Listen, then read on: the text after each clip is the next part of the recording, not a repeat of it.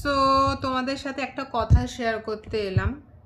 তো আমি দুদিন আগে পার্লারে গেছিলাম। পার্লারে কি অ্যাকচুয়ালি ফেস রেজার করেছিলাম, ঠিক আছে।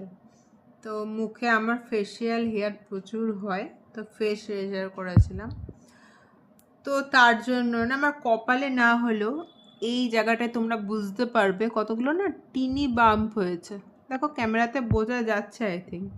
আর কোথাও হয়নি, আর কোথাও মুখে দাগ ফাগ নেই, কিন্তু এই জায়গাটায় না কটা টিনি বাম্প হয়েছে। সো এবং এগুলো না খুব পেইনফুল। সো তোমাদের যদি কারো জানা থাকে মানে এই পেন থেকে আমি কি করে রিলিফ হব। আর এই থুতনির তলায়ও একটু হয়েছে।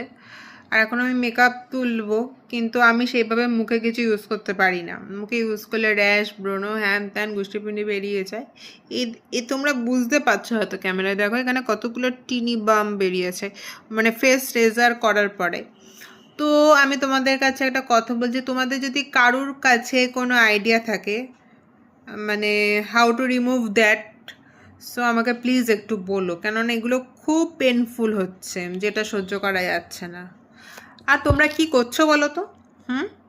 আমাকে তোমাদের ভালো লাগছে কি লাগছে না? যদি ভালো লাগে যারা কোথা থেকে বলবো, যারা ইউটিউব থেকে দেখছো লাইক শেয়ার সাবস্ক্রাইব করো।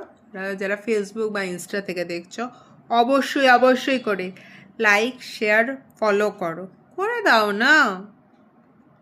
মজা তো হয় এই চ্যানেলে, খাওয়া দাওয়াও হয় এই চ্যানেলে। ঠিক আছে, এখন আসি, মেকআপ টেকআপগুলো তুলি, নাহলে আরও বেশি জঞ্জাল হয়ে যাবে। টাটা।